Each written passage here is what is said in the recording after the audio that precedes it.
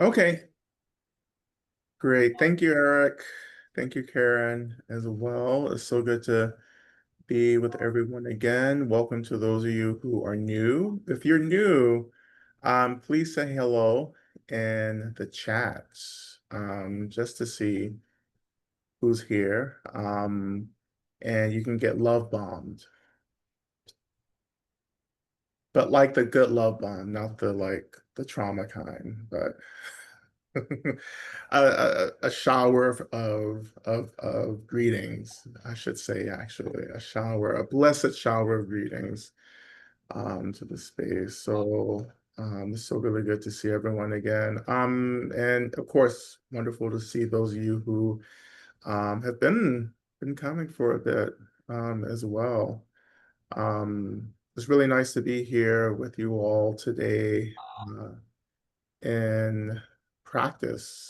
This is really one of the most important things that we can be doing right now in the apocalypse is gathering together and practicing. Collective practice is extremely powerful. So we like we're combining all of our intention, we're combining our karma, we're intensifying it and opening up new channels of blessings, and then releasing all of this energy back into the world, um, which is exactly what this world needs. We need more blessings, more opening, more flow, as well. And we also need to really practice in our surrendering to the flow of things as well. One thing I was thinking about actually earlier today is how it feels really natural to kind of contract and get really rigid right now. With everything happening, with so much, coming at us from every direction, with all of our efforts to survive and to maintain and to thrive, right? It's easy to like kind of shut down and get really tight, you know. But regardless of what's happening, the teachings will always tell us to open, right? To relax, right? No matter what happens, I'm opening.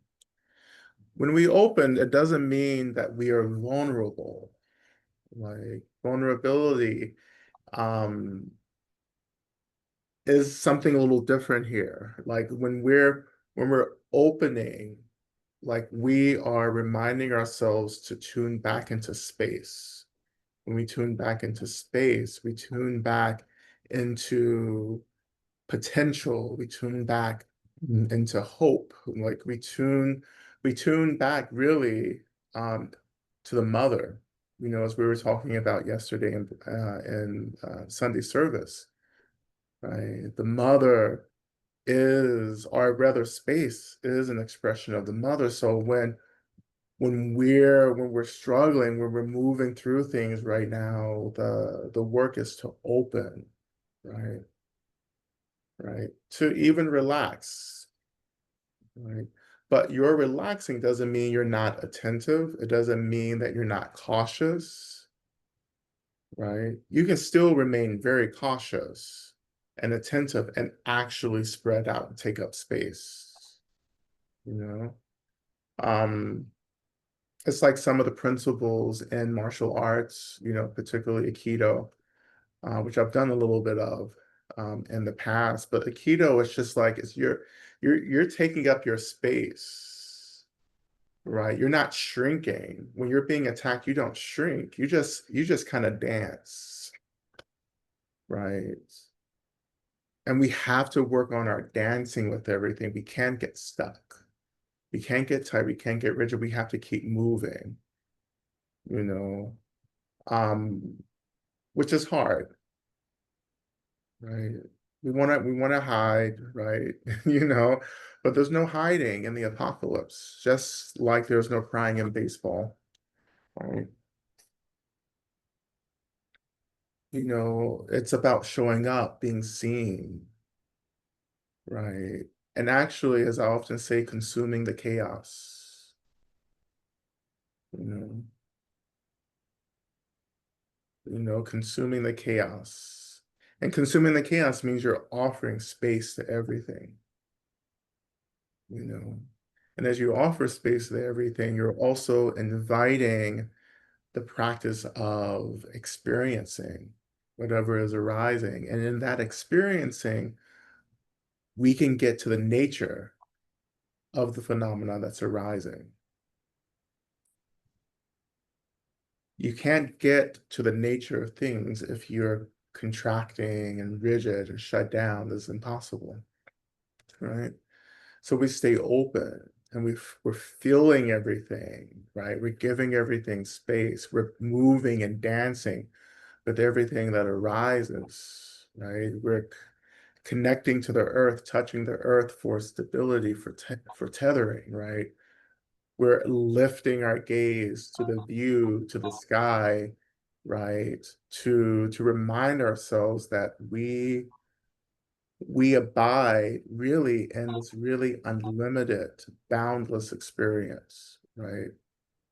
Which seems to be disrupted by the illusion of phenomena, right? The illusion of form seems very like finite, right? But even that's just an illusion. Even that's just a thought, right? And to find that balance for you in this moment, right? Of opening, relaxing, but remaining mindful, paying attention, you know. Asoka Rinpoche's prayer says, be not distracted, right? Be not distracted. There's a lot of people that are distracted, right? It costs a lot to remain attentive. Like this isn't fun, right? But I didn't sign up for any of this to have fun. Like Dharma practice is not fun. That's not what I that's not on my list of fun things. Maybe practice isn't maybe at the top three, you know. Um, but rather Dharma is what I do. It's not fun or boring, it's just what I do. It's what I do like breathing, right? Like being is just what you do. If you elevate Dharma to this place of just, it just is, right? You don't get wrapped up in all this aversion to it. It's just what you do. Like I don't think about it, I just do it, right? And not that like it doesn't lead to real pleasure and enjoyment, absolutely, but that's not the first priority, right? It's to get free, actually, it's the first priority of me practicing Dharma, and everything else that happens is wonderful. I'm trying to get clear, right? And getting clear isn't so fun often, right? But the space that opens up through clarity is really enjoyable, right? But anyhow, yeah, I say this all the time, so you all know this, right? Um, so let's move into our practice. Um, yeah, well, actually, I just glanced at the chat. Yeah, Andrea Gibson passed away from cancer, whom I've had the opportunity to see several years ago, in performance here in Atlanta. So I just learned about that queer um, poet and performance artist, um, and we want to make sure we put a prayer request in for Andrea as well. Um, and of course, we're always uplifting and supporting everyone transitioning into the bardo or the spirit world, right? That they have everything that they need, that the ancestors meet them, the deities meet them, that they're able to continue their journey, their work towards awakening with no obstacles. Right. Okay.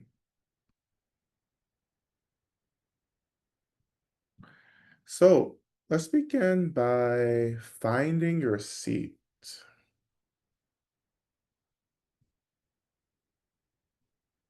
finding your body,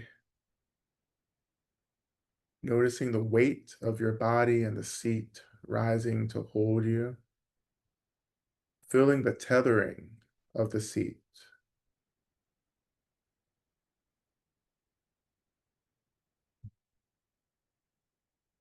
And allow that tethering or that anchor to be this experience that calls you back to this moment, that calls you back to the seat, to your body. If you're roaming through the past, notice that and call yourself back to this moment, to the seat, to the weight of your body. If you find yourself wandering through the future, again, notice. Right? And that noticing is really just waking up. You just wake up in the moment. You notice where you're at, and then you return back to this moment, to the seat, to the body.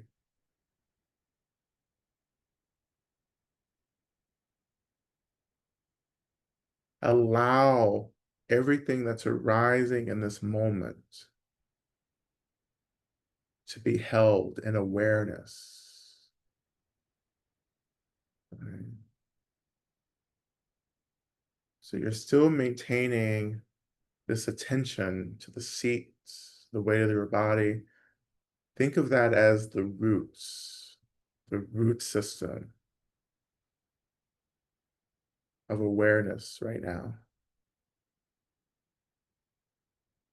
And then as we lift from the roots, like into the body of this tree of awareness, and imagining from the body of the tree branches extending, those branches extend out as expressions of awareness into the space around you,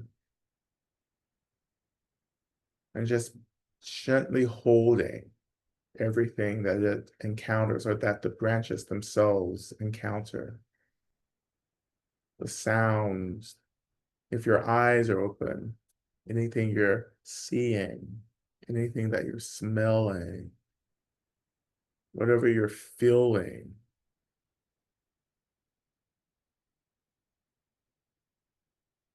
If you're tasting anything, maybe you have some leftover dinner that's still stuck in your teeth, you can taste that, but don't get distracted.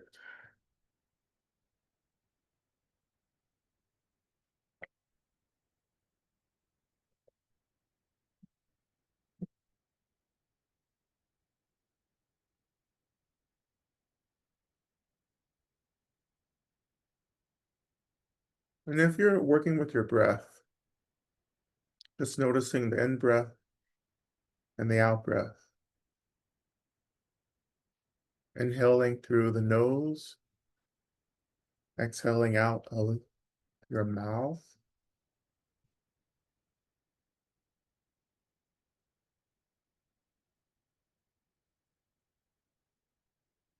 If you're not working with the breath, just remain in awareness of the space, this kind of open awareness practice. Just remain there.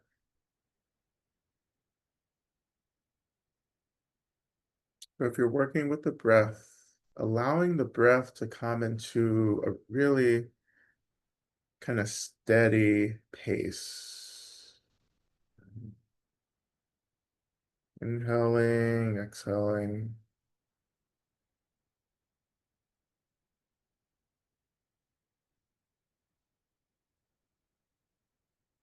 And taking your time with the exhale as you're breathing out of the mouth, really elongating that breath out.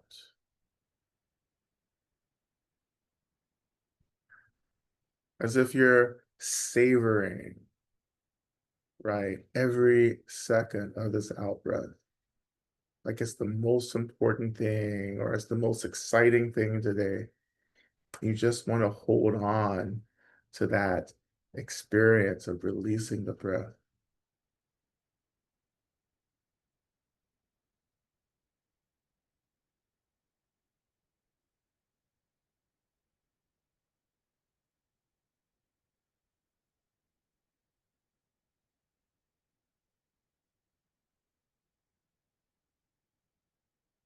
And as you're inhaling through the nose, adding another component here, as you're inhaling, imagine that your energetic body, your energy body is just lifting, right? Just slightly lifting.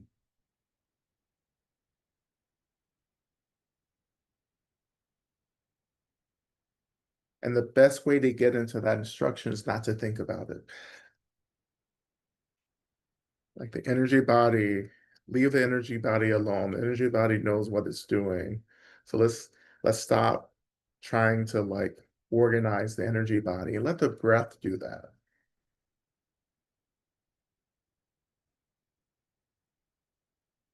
And if you're not working with the breath, you can still imagine the lifting of the energy body. And I'm not focusing on the physical body yet. So again, inhaling, imagining the lifting of the energy body, which probably for some of you, you're feeling it in your spine or the central column or the Uma, as we call it in Tibetan Buddhism.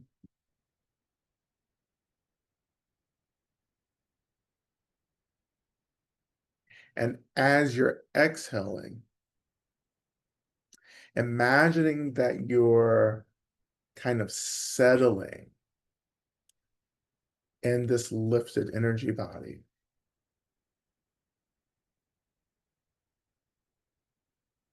Now, I know all of this is very, very subtle.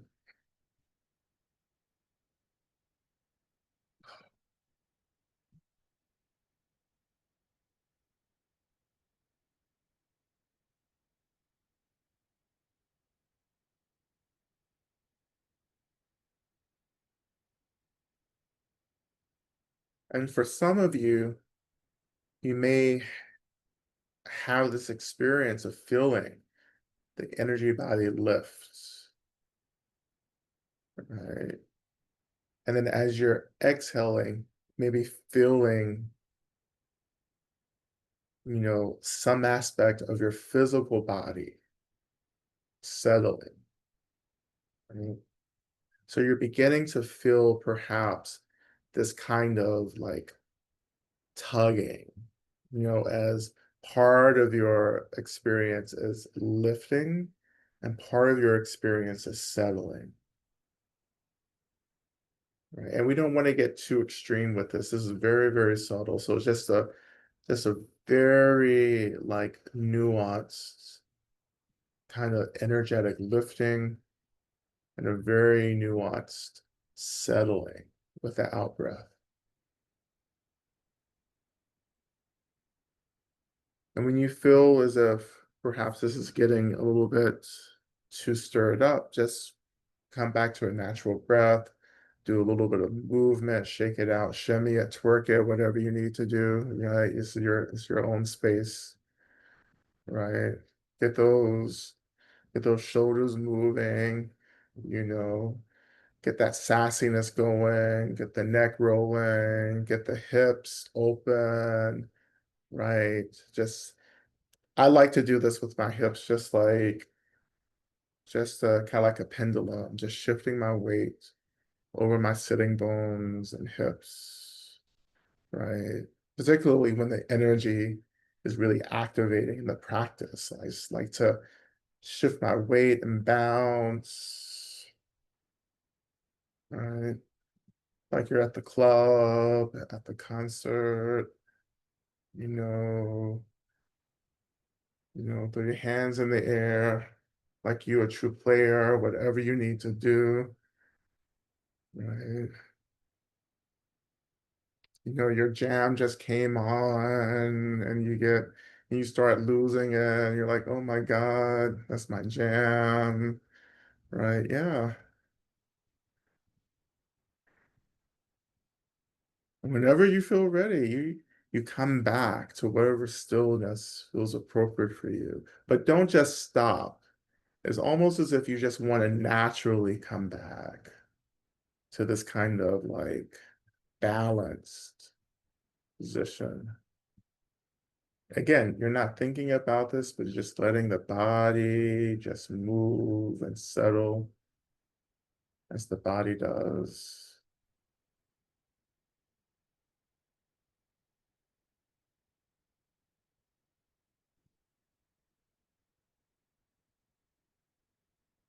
And for some of you, this has kind of loosened up some energy.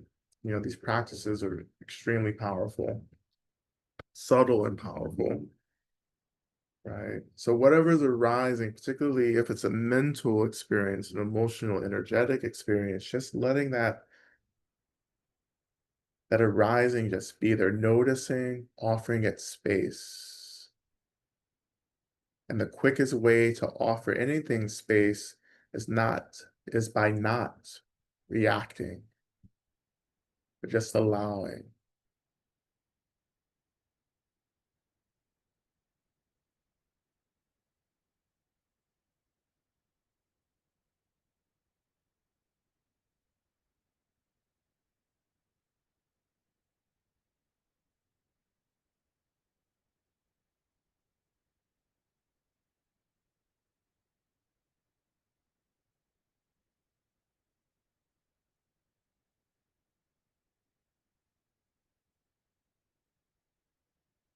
And let's continue. And we're gonna touch the earth, touch the land that you're living on, practicing on, acknowledging the lands that are holding you, greeting, really essentially greeting the land, saying hello. The land loves this. It's so simple, but it loves it because so many beings don't even think about the land, the earth. So it may be really simple, but the more you do this, the more your attunement, your intimacy with the consciousness, this awakened consciousness of the land deepens.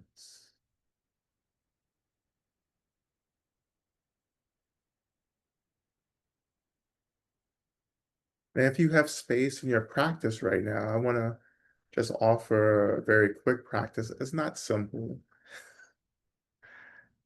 but it's something that I do often when I am doing earth practice. And simply, as I'm turning my attention to the land, to the earth, greeting the earth, reflecting on how the land is like any other awakened Buddha, right? That the land is awakened, it is conscious. We can add pronouns there as well. Too. We can call mother her, the land her. It's up to you.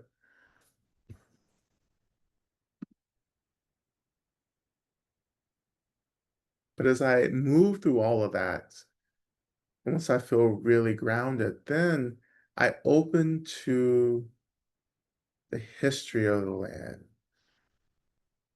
right? And this is where I open to the grief, to the anger, to the trauma of the land.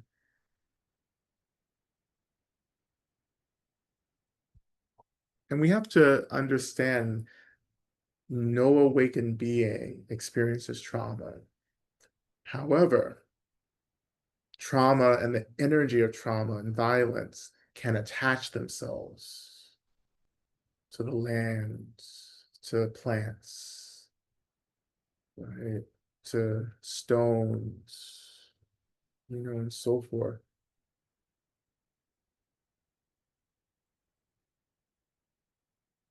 So the land is like a cake. right? And then the trauma and that energy is like icing on the cake, which is probably not the best analogy, but that's what I have in this moment, right? So in this case, we are metabolizing the icing on the cake, and not to ruin cake for anyone, right? But this is kind of where I'm at.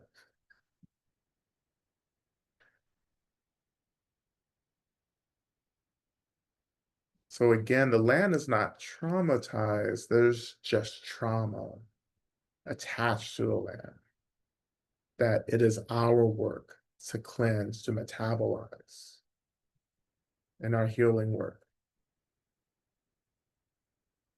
So anyhow, getting back into the practice, I just acknowledge that. I just allow myself to just touch into this energy, and I allow myself to feel whatever feels appropriate, not getting lost in it. But we're all at different levels with practices like this. So I think for some of you, you're just tapping in and tapping out, right? And some of you may have capacity to go deeper. That's fine.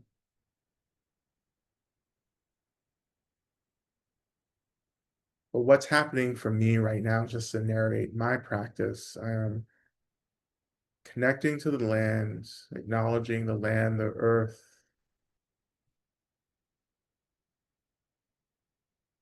relating to the land as any other Buddha, any other awakened being. And now I'm reflecting on the history of the land that I'm on, the history of this traditional ancestral lands of the Creek, Muskogee, and Cherokee people. The people who are still here but have been deeply decimated by the violence of colonialism and settler colonialism. So I'm just acknowledging that. As I acknowledge that, I'm just slowly filling into the pain of the pain of the experiences that so many beings lived through, survived, were deeply harmed by.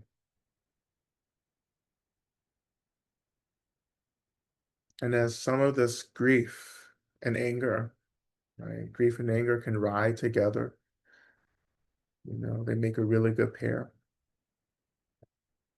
But as all this arises, I'm just noticing, I'm feeling the grief, the anger.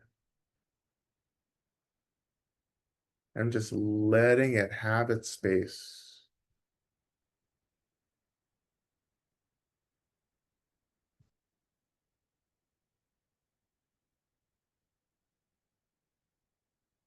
I'm not judging anything. I'm not thinking about what's arising. It's just arising. And I'm just noticing it and just letting it have its space.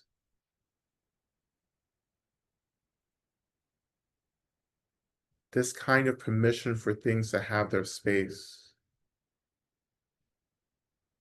is the core practice of what I often call metabolizing. Metabolizing, like how the body, the digestive system metabolizes through chemical processes and heats from these chemical processes and how it breaks down food into these nutrients and gets everything to our cells and then gets rid of the waste, right? That's the same thing that's happening in this practice. Because as you're touching into this energy in the area that you're in, you are releasing this energy, clearing that energy. So once it's touched and experienced, and as you're offering it space, it will just move, right? And you can do this basic practice for any situation. For beings, you can do this for beings transitioning into the bardo. You can do it for other people, animals, plants, for yourself. It's kind of like a Tonglen practice in a way. We'll be doing more of this in our apocalyptic grief course next month.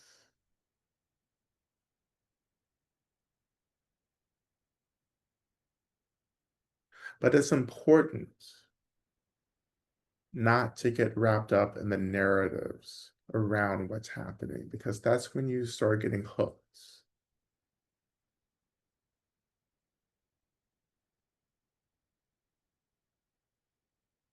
And again, when things feel overwhelming, you take a break, you move, you shimmy it out, right? You bankhead it, whatever it is that you're doing, whatever decade you find yourself in, right? Be it the electric slide, be it the bankhead, be it the wobble, honey, boots on the ground, whatever, baby, whatever you're doing.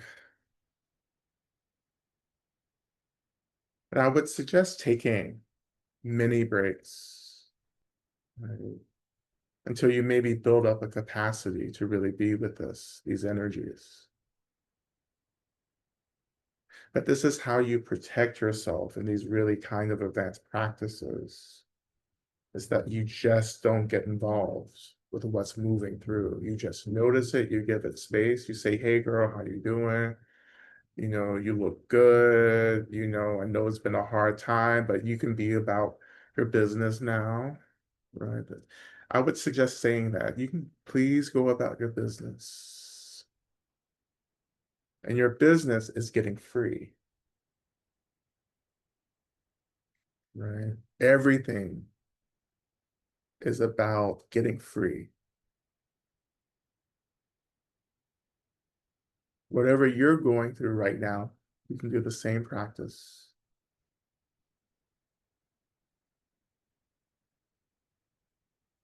I mean, this is probably snow, by the way, but I just forget shit all the time. I'm like, there should be a practice for this, which I wrote 5 years ago. Anyhow, always reinventing the wheel. We all need a gimmick.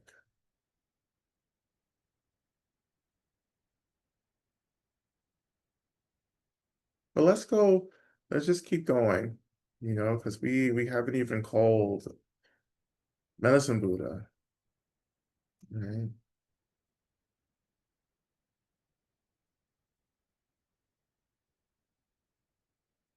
So we're gonna slowly turn our attention. We're gonna stay with this practice, but we're gonna just take a short pause and to begin to call in Medicine Buddha, to awaken the consciousness of Medicine Buddha, as Medicine Buddha can help to hold this practice with us. So we turn to our first mantra, Om Minla Sangye Kino, Soha.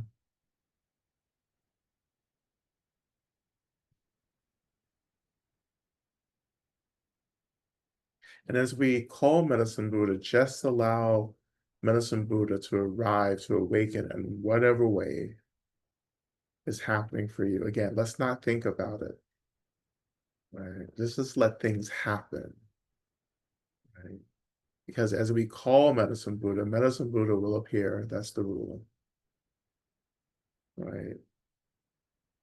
And sometimes it just takes some practice to understand how not just Medicine Buddha, but any Buddha arises for us. What are the signs? What's the data?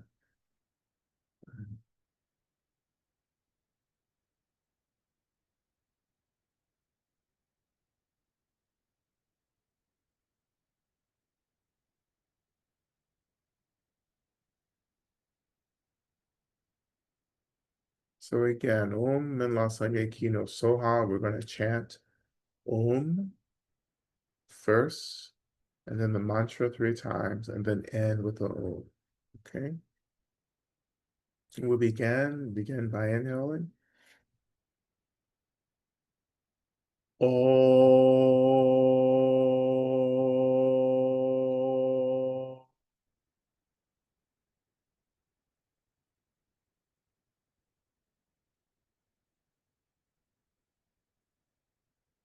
Om Lazange Hino So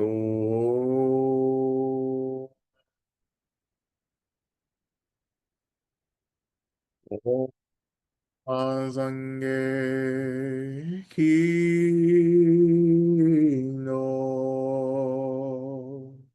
So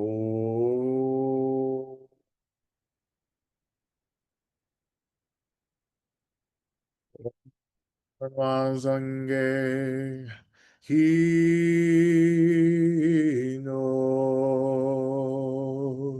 So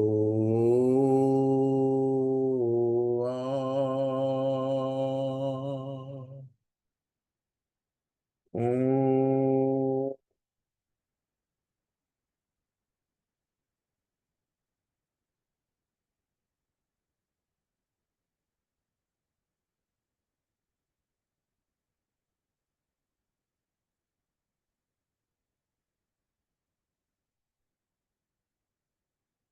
Bring back to a natural breath, connecting to the seat, to the land, allowing the energetic body to lift slightly, allowing the physical body to rest, to land deeper into the seat.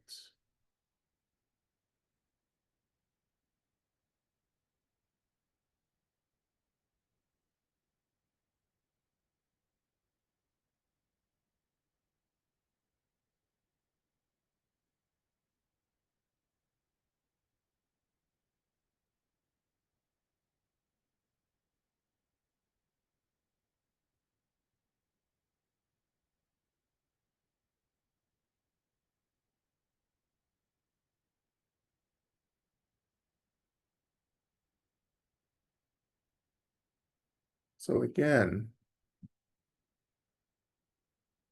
returning back to the practice, right? Metabolizing, letting things move through, not thinking about it, not engaging, but noticing and allowing.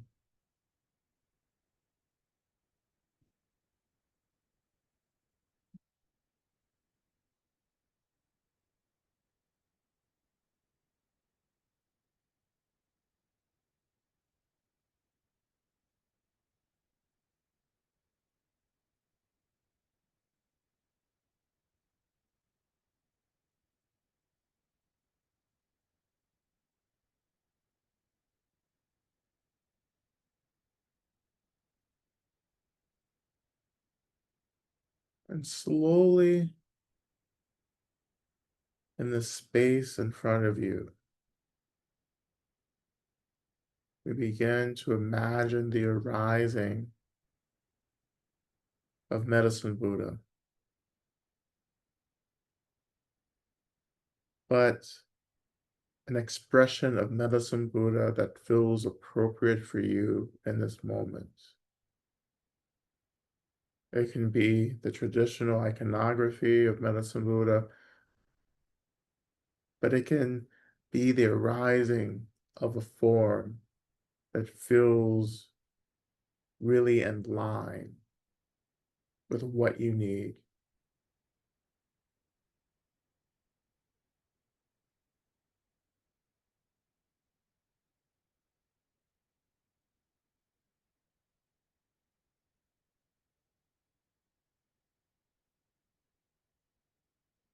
And you don't have to see anything, visualize anything.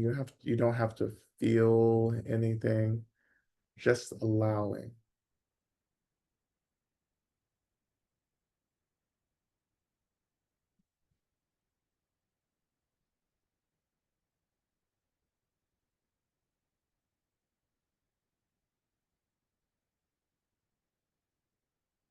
And of course, the root of this practice, the very heart of any visualization practice, is not the visualization, it is the trust that something is happening, even though we can't feel it or see it.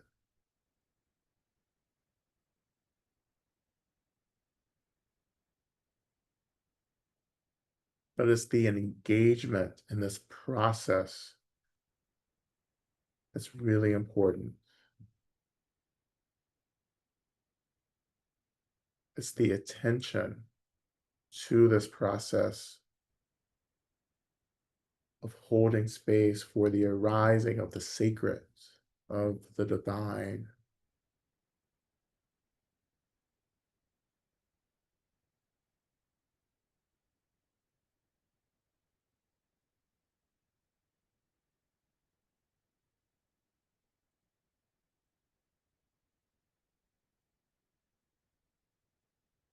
And as Medicine Buddha arises, I'm going to do something a little different. It feels like I'm being called to.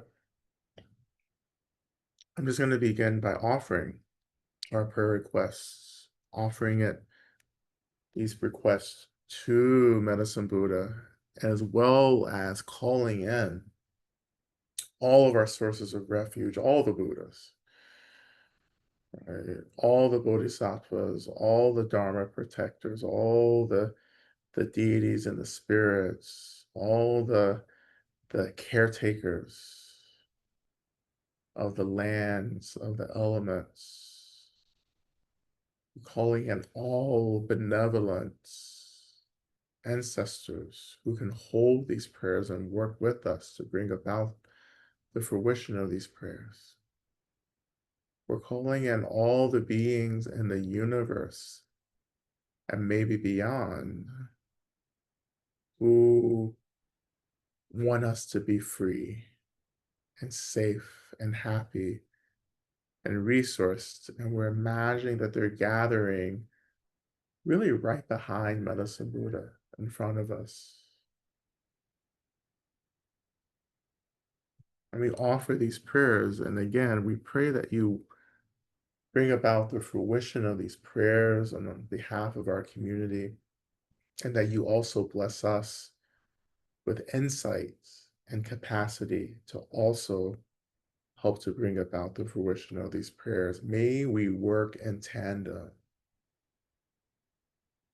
to bring about the benefit of all beings. We begin offering prayers for all who are suffering in any way, that they may find peace and healing, and prayers for recognition of awareness, prayers that my sore and tired throat and voice get better, prayers for holding Kay, Joy, Judith, Melissa, and Kathy, prayers for Art, who is suffering from a head injury and feeling deeply all the abuses to himself and all people of color, offering prayers for safe and uneventful travels during the upcoming Mercury retrograde, prayers for the soul of David Lee Carson Sr. and Edward Charles Matheny as they journey through the Bardo, prayers for Bob's continued recovery from his heart attack, time on life support, and chronic pain management, prayers of healing from my relationship with my daughter and guidance as I continue to blend work, art, and caregiving, prayers for all those being impacted by ICE raids. May we not be overwhelmed into silence. Prayers for Andrea Gibson as they navigate the Bardo. May their legacy forever remind us to return home to ourselves. Prayers for Jamie that they have a successful, easy top surgery and swift and good recovery. Prayers for those being abducted by ICE and incarcerated and deported, with them and their families in terror. Prayers for I'm her who sorry. has in many difficult situations. May she get the rest, clarity, and healing she needs. Prayers for liberation from the pull of the past. Prayers for Medicine Buddha. Please protect and support the long lives of our teachers, including Lama Rod, Rachel, and Eli. Prayers for all survivors of sex and gender-based violence. Prayers to Medicine Buddha, please heal the fear, ignorance, greed, and hate that is powering fascism and violence around the world. Open the hearts of all so we can embrace each other in love offering prayers for women and children being trafficked into sex work and slavery, prayers for support, peace, and clarity on the open path forward, prayers for the courage to get free, offering prayers for the health, abundance, protection, and liberation of our Sangha, our loved ones, our enemies, our strangers. Give us the most auspicious and compassionate circumstances to wake up, offering prayers for the protection and healing of everyone targeted by the big, beautiful bill, ICE, and hegemonic powers. Offering prayers to Medicine Buddha, please heal my family, my conversations, and problem solving. Bless us as individuals and increase our ability to be healing and nurturing for each other. Please bless my sister Elle so that her mind and spirit are trustworthy and guide her to well-being. Offering prayers to Medicine Buddha, please bless our community organizers, leaders, and caretakers with strength and wisdom and compassion. Offering prayers to Medicine Buddha, please bless all males and masculines to transform and heal from patterns of domination, control, and not listening. May we release harmful patterns of conditioning. Offering prayers for the relationship between me and my son. May he find his own strength and belief in himself, his process, his creativity, and know that he has gifts to bring to the world. Offering prayers for those fleeing violence and living in terror, both here and in Palestine, Congo, Sudan, and Haiti. Prayers for those who are starving and whose families are being brutalized. Prayers of gratitude for this life-giving, life-protecting Sangha. Prayers that clergy get out in front in this resistance. Prayers that I find new ways to restore myself. The current ones are not working. The current ones are not life-giving enough.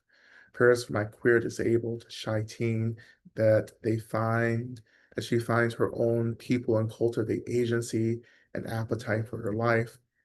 Prayers that all those who are alone, locked up, and separated from family do not despair, that they maintain hope, and that it spreads to others they encounter inside. Offering prayers for the safety, protection, and joy of Lama Rod and all our sources of refuge and sources of Dharma. Offering prayers, acknowledging that it's been hard for me to find a home. My small inner one asks, can I just come home now? And I don't know where to go. And my mind knows I'm already home. I would like to feel that homecoming. It's been a long time. Prayers for friend Colt, who died 5 years ago. Prayers for Miguel, who is starting a new adventure, and that our friendship continues and grows. Prayers for Jerome, that he receives welcome and kindness in his new community. Offering prayers for federal workers losing their careers. Prayers for people with substance use disorder and other illnesses. May you find healing and peace. Prayers for all those struggling to break free of abusive relationships. Offering prayers to Medicine Buddha, please heal the earth and all those humans, living beings, and spirits impacted by climate crisis. Prayers for protection from mistreatment and abuse. Prayers for folks incarcerated and anyone struggling. Offering prayers for deep gratitude and protection for our mother, the earth, the land who loves and sustains. Prayers of deep gratitude and protection for Lama Rod and his team. Prayers for deep gratitude and longevity for Rachel Wooten. Prayers for all those experiencing fear and anxiety in the macro and micro collapse and transformation, that we may know the grounding and infinite care and love of the earth, sky, plants, and animals. Offering prayers for Julie and Amiel for immediate sale of their property at the highest price and an influx of abundance that enables ease and saving for their move and beyond. Prayers for A, for continued learning and healing and transformation. Prayers for the Detroit Zen Buddhist Temple, that the Sangha may transition to its new location and increase its ability to lead us in liberatory ways. Prayers of support for all who grieve this transition. Prayers for my mom. Prayers for my siblings to soften from meanness. Prayers for myself for continued transformation and getting free as soon as possible. Prayers for financial abundance. Prayers for my mom and my sister and her boys. Offering prayers for Medicine Buddha, please support me to receive a kidney transplant or whatever medical, energetic, or spiritual interventions I need to support my highest good and well-being, that I may release pain, fear, or confusion that is stuck in my body. May we all recognize the nature of mind now. Prayers to MB and family as they navigate loss of income due to losing a job. May their right livelihood in the form of right job appear quickly and without hesitation. Praying for my sibling and his family to find sustainable, joyful, and appropriate housing swiftly. Prayers for LA and family as they navigate layoff from a U.S. federal government job. May those who still hold the light and lineage of Sanghas that have experienced harm and dissolved in the last decade wave the banner of Dharma and find Sangha friends who are sane, caring, and forthright. May the Dharma and the sanity of wisdom lineages flourish. Prayers that I may be supported so that I may surrender to the comfort that I am experiencing in this moment and allow it to be the teacher for me. That I may have the wisdom to distinguish between that which I need to change and that which I need to let be. Prayers for all migrants and refugees. Prayers for my mom that she may awaken to reality as it truly is and be empowered to transform her trauma. Prayers for Tim Martin in DC jail awaiting sentencing at the end of August. Prayers that I may find, prayers that I find my way into a community that can hold me on the land I'm on as changes continue. Prayers for everyone in Gaza, ending the unimaginable. Prayers for the hostages who may never be released. Prayers for ordinary citizens of the entire region who never asked for or supported this nightmare. Likewise, prayers for all of us in this country watching as democracy falls apart and the incredible suffering that this is causing for countless people. Prayers that we don't lose everything human to the insanity of AI and the tech oligarchs who want to control everything. Prayers for my friend Ricky Joyner as he goes through chemo and radiation during these next 4 weeks for his wife and family. Prayers for myself for stability, ability to be attentive and not to be swept up in fear and despair, but keep turning towards what I can do, most especially practicing myself and with others. Prayers that I come into right relationship with the land I am on and can then be in right relationship with the native population here. Prayers that my concussion heals quickly. Prayers for acceptance around the loss of my home where I raise my children. Prayers to heal their brokenheartedness and mine, and may we find safety. May we land safely and plant new roots as we continue to process our grief. Prayers for my uncle A. Osario, who has moved on, my aunt A. Osario, who moved through a delicate procedure, but having other complications, for Ara Benia, who has lost the will to continue living. Offering prayers that all beings are free as quickly as possible, prayers that my work and existence are of service. I pray for clarity, surrender, and swift action towards alignment so that I continue to walk this path in integrity and bravery. Prayers that I may continue to surrender to my path with clarity, courage, and self-compassion. Offering prayers for sisters in our strife, for these sisters in our strife. And we continue to uplift all the prayers that are still unspoken, but rest and reside in our hearts and in our minds and within our anxiety. May all systems of violence and domination be completely abolished. May we all remember as quickly as possible that we are Buddhas. May we get free from this cycle of birth and death and duality and suffering. May we get liberated from this as quickly as possible. May it be so. And we offer these prayers to our sources of refuge. Again, praying, asking that they all move as quickly as possible to bring about the fruition of these prayers, while also showing us how we can bring about the fruition of these prayers as well. May we work in tandem for the benefit of all beings. So returning our attention back into the practice, right? As we turn our attention to the main mantra as well.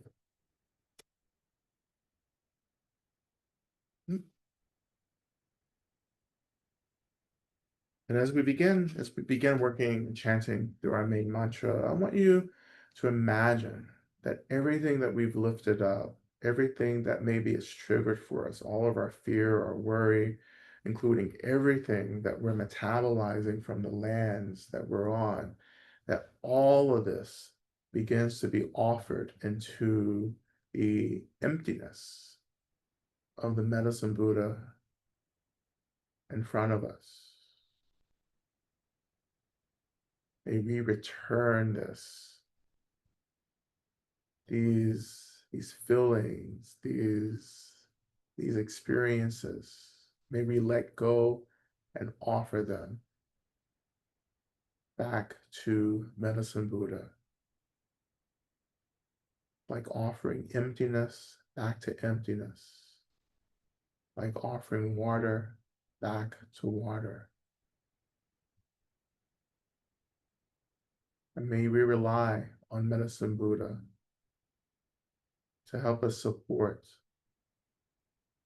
this deep, profound metabolizing on behalf of all beings. We begin. O te ata begenze ma begenze raza sumunga te soha te anda begenze ma begenze raza sumunga te soha te anda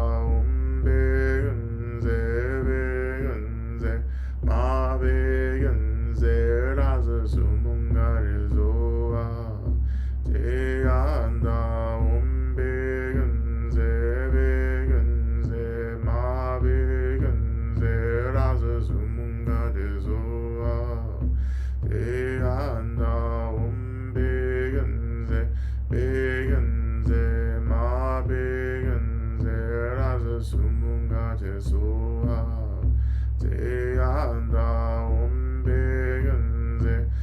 begenze ma begenze raza sumungare zoha te anda begenze ma begenze raza sumungare zoha te anda begenze ma begenze raza sumungare zoha te anda begenze ma begenze raza sumungare zoha te anda begenze ma begenze raza sumungare zoha te anda begenze ma begenze raza sumungare zoha te anda begenze ma begenze raza sumungare zoha te anda begenze ma begenze raza sumungare zoha te anda begenze ma begenze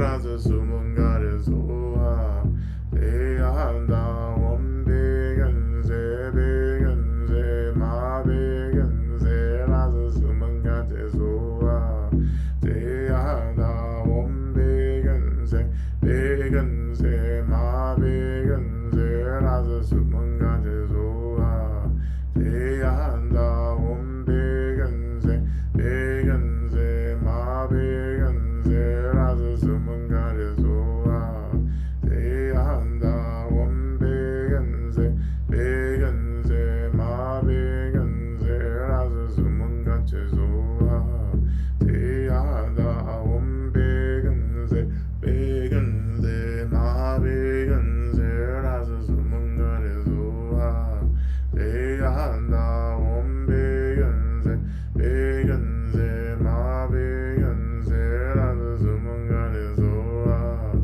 deyanda om begenze begenze ma begenze razı sumun gare soha deyanda om begenze begenze ma begenze razı sumun gare soha deyanda om begenze begenze ma begenze razı sumun gare soha deyanda om begenze begenze ma begenze razı sumun gare soha deyanda om begenze begenze ma begenze razı sumun gare soha deyanda om begenze begenze ma begenze razı sumun gare soha deyanda om begenze begenze ma begenze razı sumun gare soha deyanda om begenze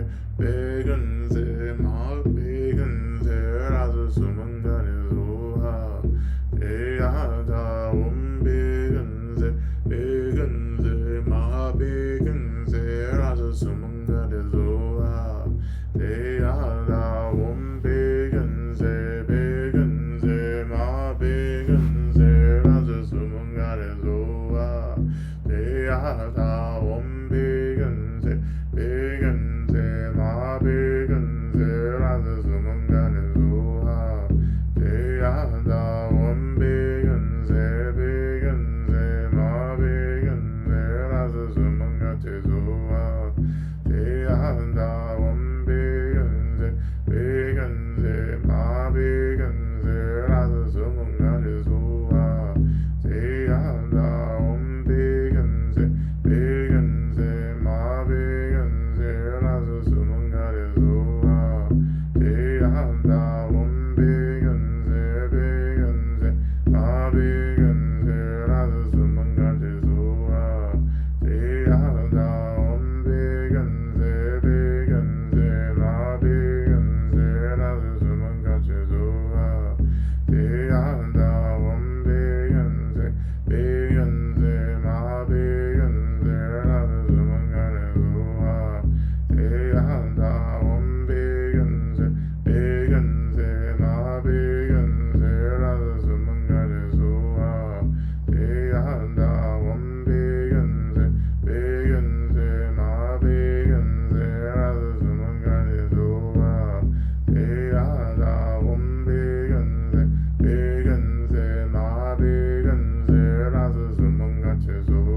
razı sumun gare soha deyanda om begenze begenze ma begenze razı sumun gare soha deyanda om begenze begenze ma begenze razı sumun gare soha deyanda om begenze begenze ma begenze razı sumun gare soha deyanda om begenze begenze ma begenze razı sumun gare soha deyanda om begenze begenze ma begenze razı sumun gare soha deyanda om begenze begenze ma begenze razı sumun gare soha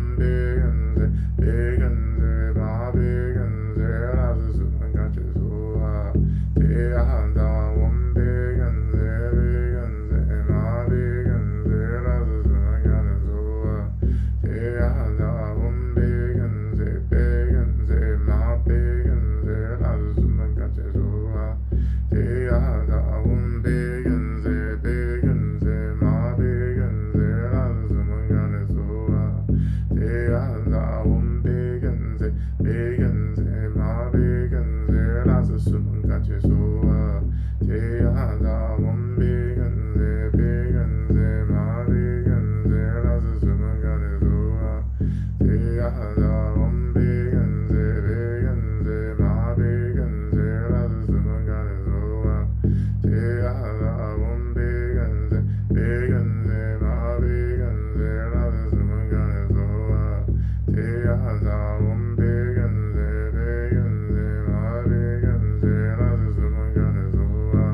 제하다 원비근세 비근세 마비근세 라스 수문까지 소화 제하다 원비근세 비근세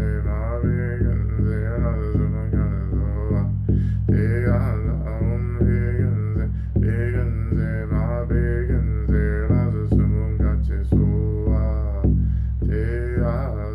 원비근세 비근세 마비근세 라스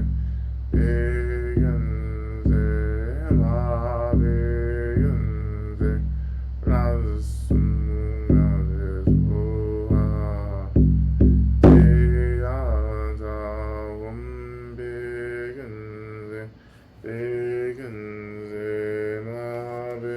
마비근세 라스 수문까지 소화 제하다 원비근세 비근세 마비근세 라스 수문까지 소화 제하다 원비근세 비근세 마비근세 라스 수문까지 소화 제하다 원비근세 비근세 마비근세 라스 수문까지 소화 제하다 원비근세 비근세 마비근세 라스 수문까지 소화.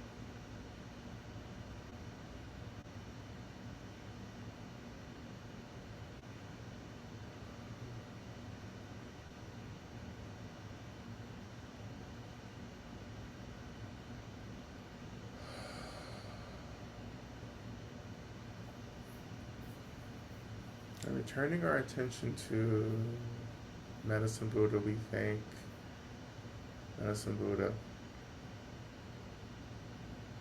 for holding everything that we've offered.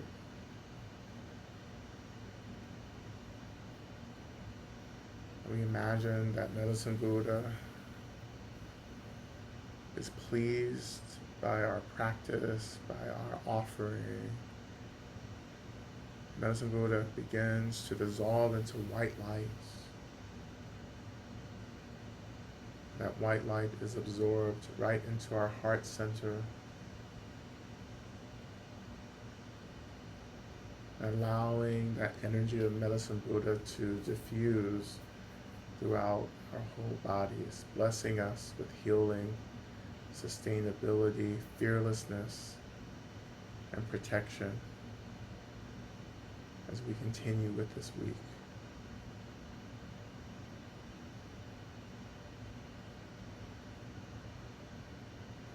And again, feeling the weight of our body and the seat rising to hold us, feeling the tethering of the seat and the earth, the groundedness.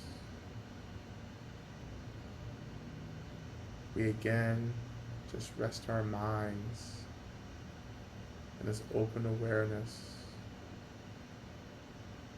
holding everything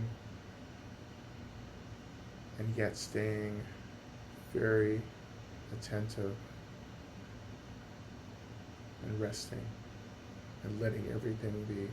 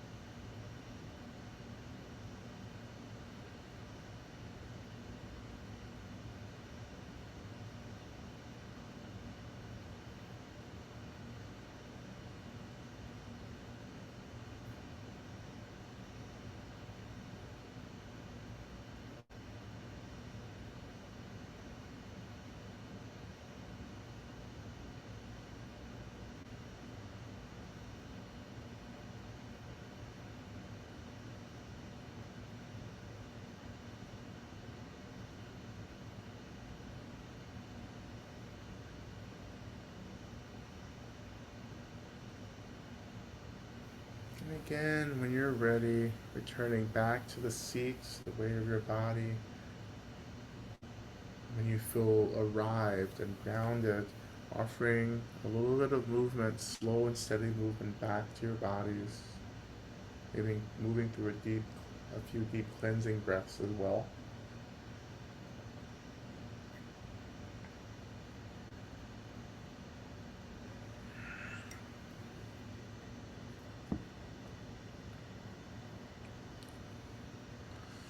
We turn our attention to Shantideva's prayer in the prayer box or in the chat. We'll recite this 3 times. We begin. May I be a protector to those without protection, a leader for those who journey, in a boat, a bridge, a passage for those desiring the further shore. May the pain of every living creature be completely cleared away. May I be the doctor and the medicine, and may I be the nurse for all sick beings in the world until everyone is healed. Just like space and the great elements such as earth, may I always support the life of all the boundless creatures. And until they pass away from pain, may I always be the source of life for all the realms of varied beings that reach into the ends of space. May I be a protector to those without protection, a leader for those who journey, in a boat, a bridge, a passage for those desiring the further shore. May the pain of every living creature be completely cleared away. May I be the doctor and the medicine, and may I be the nurse for all sick beings in the world until everyone is healed. Just like space and the great elements such as earth, I always support the life of all the boundless creatures, and until they pass away from pain, I also be the source of life for all the realms of varied beings that reach into the ends of space. And finally, may I be a protector to those without protection, a leader for those who journey, in a boat, a bridge, a passage for those desiring the further shore. May the pain of every living creature be completely cleared away. May I be the doctor and the medicine. May I be the nurse for all sick beings in the world until everyone is healed. Just like space and the great elements such as earth, I always support the life of all the boundless creatures, and until they pass away from pain, I also be the source of life for all the realms of varied beings that reach into the ends of space.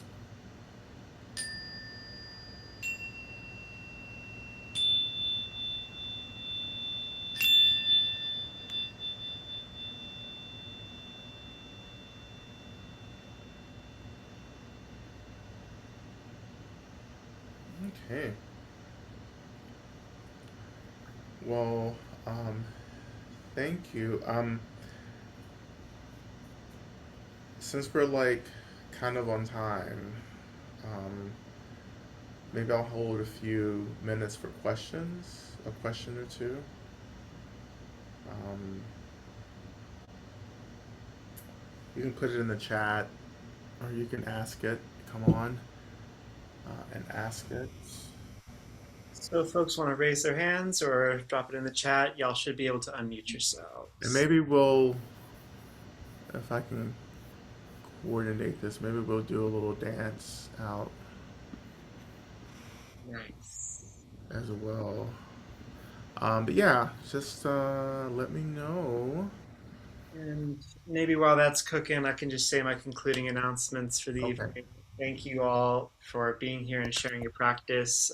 Again, in the chat, if this offering supports your liberation, please donate to help sustain Lama Rod's healing work in the world. Your energy and contributions make a huge difference. Please don't underestimate the value of your contributions. Medicine Buddha quick links document is also there. Just want to give a special highlight to Blessed Slay tomorrow, 6 to 9 Right. p.m. Eastern Standard Time. And if you contribute to receive access to the link for tomorrow, you'll also receive access to the recordings of all the past Blessed Slays that have taken place. So you can get real nerdy with Gampopa. All right, that's all I have to say. Dante, Paradigm Smiles, you had your hand up? No. Okay. No, Okay. that was Okay. a mistake. Shout out to Dr. Smalls. I hear you and I see you. Shout out to Dr. Smalls. Yeah. Okay. Let's see. Any questions? Nothing?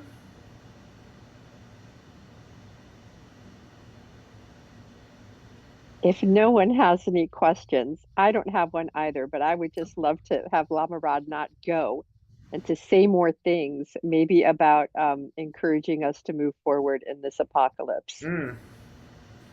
I always have words for that. I was always, I am a cheerleading section for anything that you may need. Right. Um, we have got to, what is it? We have to,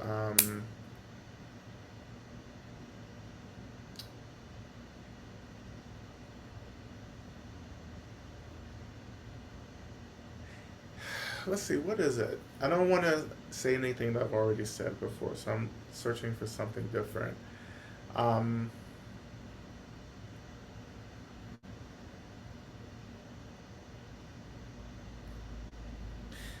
I, I don't know. I guess that um, we have to ground ourselves in this understanding that nothing liberatory or new can come about until the old things pass away. Which is, I say that all the time. I maybe it's just using different language, but um, yeah, this is all. This moment, this apocalypse is not random. It didn't just happen. This isn't a sign of bad merit in this world system. An apocalypse is actually the expression of very good merit, actually. And I know that people hate that, hate that framing, but like, think of the apocalypse as healing, right? And again, think about your own healing process. It gets really dark and tough and rough in the depth of healing. When you're moving through like trauma, when you're moving through maybe physical healing, like it's hard, it's painful, right? You lose yourself sometimes. It feels as if you're lost and wandering about, but that's part of the process, you know?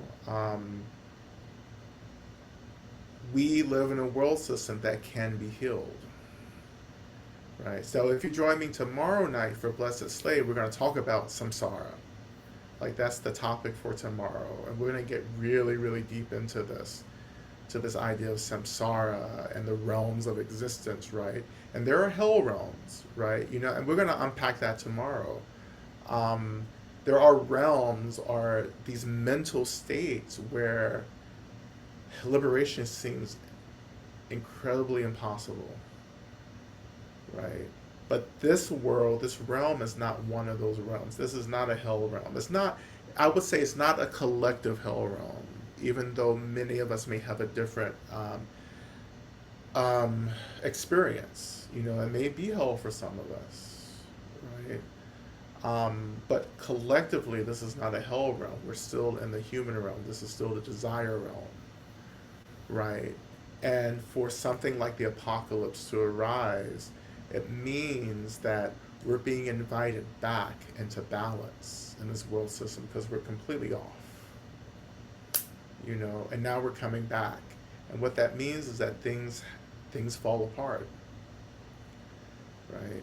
What we have to be really clear about is that we have to disrupt the ways in which we are self-identifying with collapse. I am not collapsing. I am living through a moment of collapse, right? I am surviving a moment of collapse, right? Although there may be an experience of falling apart and collapsing, which we are also being called to hold and to be with, just as we did in our practice earlier, right? Um, I am not falling apart, but the systems, the structures, that I've been participating in, those things are falling apart. And because so many of us have self-identified with these systems, it does feel like a real death for some of us. And again, death isn't so bad, right? This kind of spiritual and death that particularly I'm speaking to now isn't so bad. It means that like there are things that you no longer need that have to die. There are understandings of self that have to be laid to rest. And I think that's what many of you are experiencing. You're being asked to change. Like you're being asked, something about your being is being asked to die, right? And that again, that can feel like a real death, but it's not a real death. I mean, death isn't real anyway, right? I mean, what's real? Um, but so you ask yourself, okay, what is it that actually just needs to be laid down, put to rest right now? What's being asked to be surrendered? My old ways of thinking, my identification with systems, my own maybe subtle, like kind of like rootedness in how systems provide comfort for you when in fact they harm others, right? To let that go, to allow identities to die, to allow whiteness to die, to allow patriarchy and how patriarchy conditions masculinity to die. You know, all this has to die, and that's really hard, right? But we keep going because it's not just about us; it's about all beings. This work that we're doing, that we're metabolizing collectively. Now, not again, not all of us are doing this collective metabolizing. All of you are, absolutely. If you're in this space with me, you are definitely metabolizing this systemic collapse on behalf of all beings. And what makes it harder for us too is that again, not everyone's doing this work. So we're taking on a lot right now. But you're here because you can do it. If you're practicing, if you're aware, if you're concerned, then you're here on purpose. Lama Rod, can I hop right on you Yes. and offer a question from the chat if we have capacity along Sure. these lines? Uh-huh. How do you navigate when your own community doesn't understand the liberatory work you're trying to do and tries to attack slash stop you? Well, then you have some choices to make, right? And so part of that is this really my community? You know, or is this really just convenient? You know, or did I just get tired and just like sit down somewhere? I'm like, okay, this is where I belong. You know, because that happens too. You know, you just get tired of trying, and whoever's there is like, okay, I guess I'm with you. You know, you know, and this is why I always say too is that like we have to stop trying to hold on to everyone.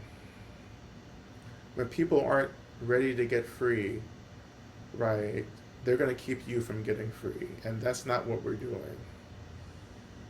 You know, and I don't want to be, you know, I don't want to be so harsh about this too, but like I just when you're in crisis, you just have to do shit. You know, in crisis, in emergency, in this moment, it's just like sometimes it's like I love you, but I don't have the energy to move through this process, right? Again, I evoke Harriet Tubman. Harriet Tubman carried a rifle. She was like, listen, if you choose to go with me, we're not going to be arguing about shit. You know, you're not going to be talking shit. You're not going to be doing any of that. You're not going to slow me down. You're not going to try to go back, right? Because we need to get out of this crisis.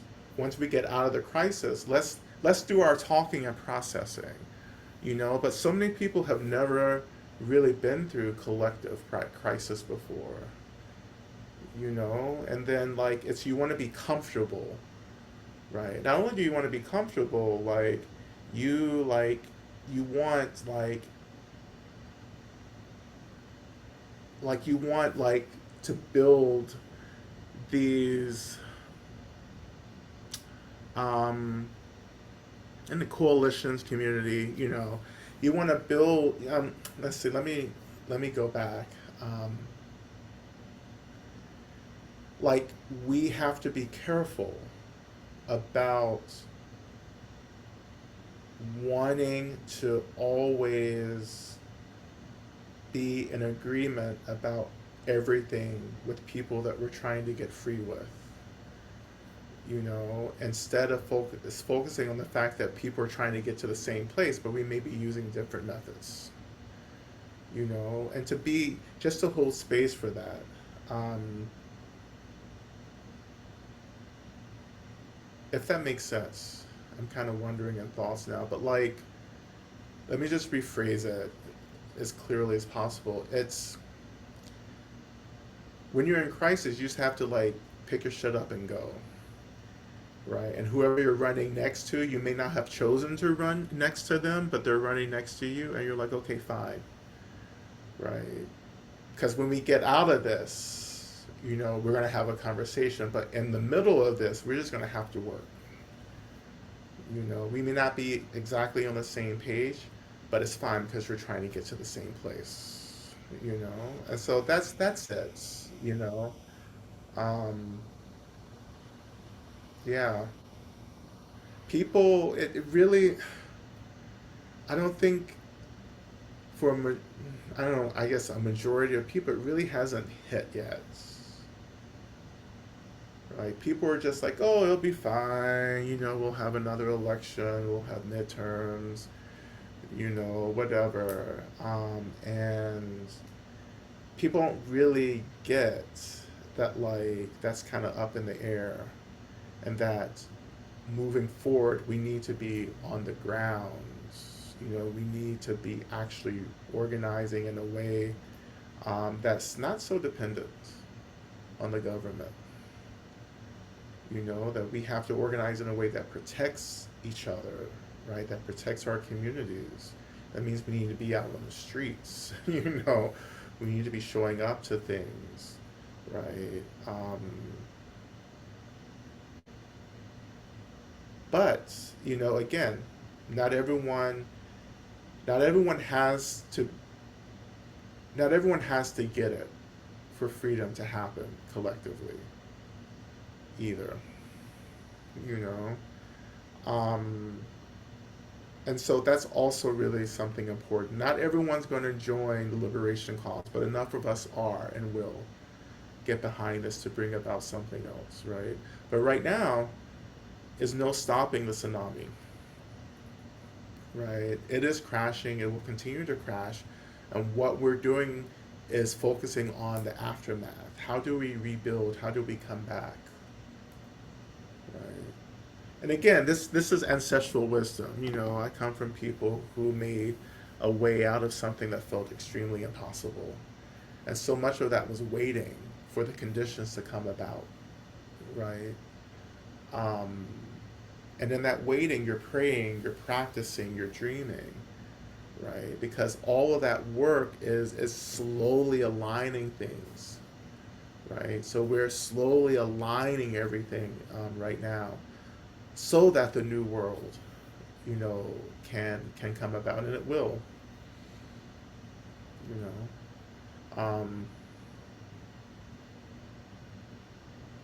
Yeah.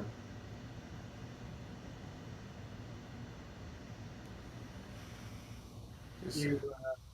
feel a capacity for one more question? Yeah, we'll do one more. Okay, I it's hope that. similar territory. Do you have anything for someone struggling with conflict resolution where the other person is asking for accountability but resistant to seeing the harm they've done? Wow. Yeah.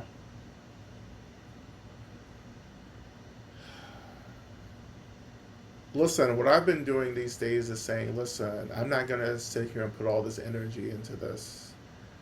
So if you're not, if we can come to, if we can align on this, then like I don't need to be in a relationship with you, right? So I'm not trying to hold on to everything right now. We are in crisis, right? Like if people are resisting, you have to be like, thank you and goodbye, right? Because there are people who are really getting off on being obstacles for liberation. They may not know that. It may be very unconscious, but they're still getting off on it. And you have to begin to see really clearly what these mechanisms look like. you know, like I'm just not in the stage of my life where I think every relationship is important to hold on to, even if you are related to me, even if I do love you. This doesn't mean you throw anyone away. It means that like you have to reinvest your energy, you know, and you have to grieve it. Right? There are people in my life who are very important to me who are just so have so deeply helped me in so many ways, and I am no longer talking to them on purpose, right? Because I just don't have the energy, right? Um, to like do all this labor to pull people into awareness right now. I'm talking about personal relationships, right? You know, that's differently, you know, collectively as a teacher, you know, this is what I do, but personally, you know, I just don't have the space. Right? And that's okay to say that. Mhm. Hey, Lama Rod, I know you may not have time for this, but I've asked about this AI question and several other people have too. What's that now? If you have anything you want to say about AI, Oh my God. I mean, I You find that know, terrifying. So that's, and several people followed up with that too. Says I'm not the only one. I, you know, I've talked to scientists about this. I actually had a really brilliant scientist a couple of months ago give me like a private tutorial around AI. And his whole thing was just like, AI isn't conscious. Why are you worried about it?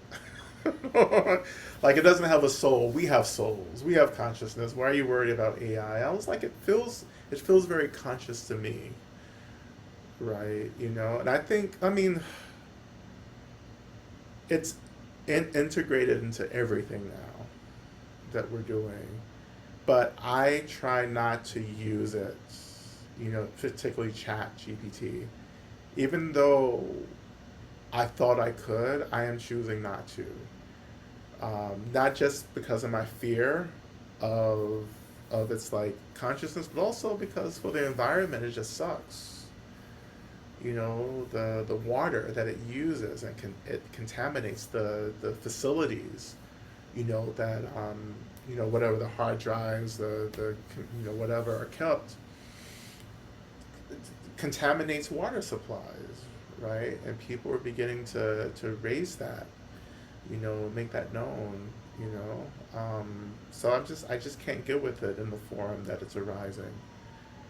I know we want to like, and it feels like this tool that can do everything, but like we're gonna, like it's just, I mean, I just think about Terminator. Like I really do. Like I just think that, and Terminator, of course, the Matrix as well. Matrix is the same thing, you know. So I want to retain as much capacity to think and to be creative as possible.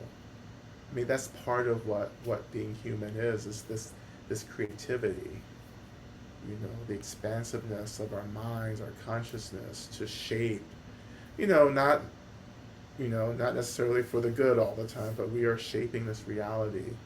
And I think that's important for us to retain that. So, um, the robots are coming for us. Yeah, I mean, and not only that, there are people who can use these technologies to harm others as well. I mean, that's that on top of everything else. Um, we want everything because this goes back to tie it back to the Dharma, right? This goes back to the basic dilemma. We want to be happy and we want to avoid suffering, right? That's the human realm. Um, and we're always looking for the easiest things, but then we go too far. Again, the apocalypse. The apocalypse snaps into place and says, okay, we're not going any further because there's too much merit, there's too much awareness, there's too much bodhicitta in this world. The teachings are too strong for us to continue moving down this path. And so the systemic collapse arises, of course, as the apocalypse to start bringing us back, right? Um, yeah.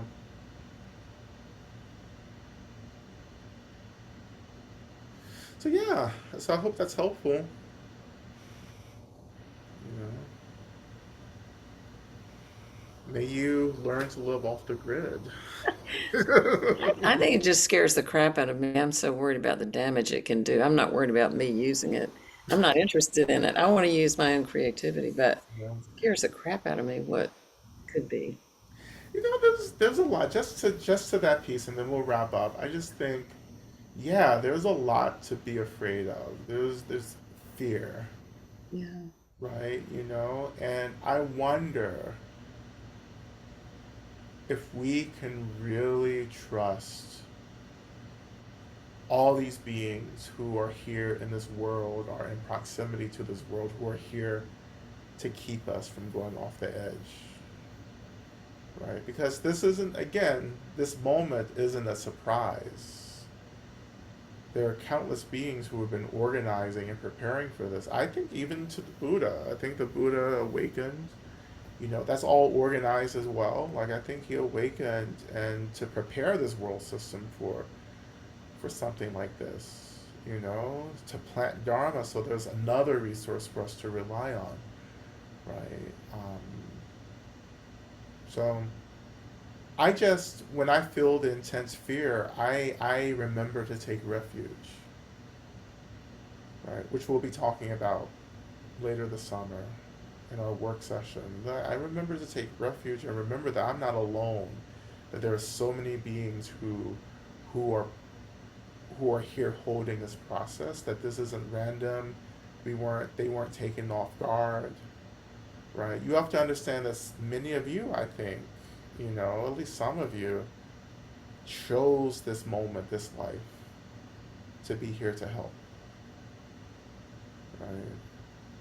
So this moment is deeply resourced. Again, there wouldn't be an apocalypse if there wasn't this potential for real healing and balancing to happen. We would just go off the deep end, right? But we're not actually. It may seem like it, but what's actually happening is that the intensity or the depths of delusion are just being surfaced, right? And we have to stay with it because we have to see this fully and clearly.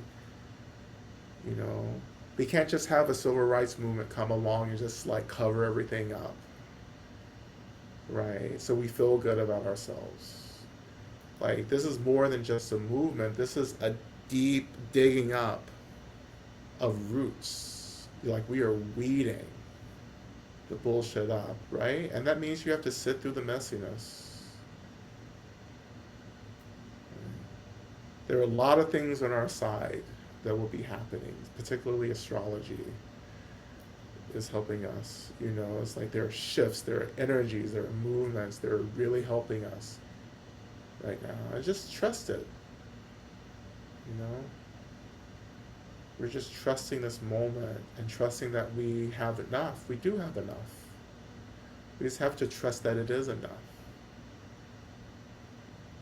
And if you need more, if you want more, you pray for it. You know, you need more spiritual capacity, pray for it. The universe loves to give us spiritual capacity to do work. You just have to be willing to ask for it.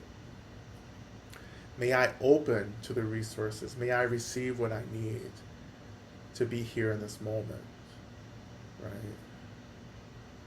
May I trust myself. May I trust my practice.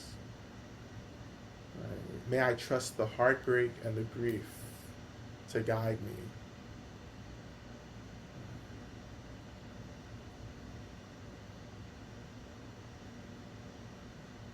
Yeah. So, yeah, so thank you everyone. Thank you for your practice.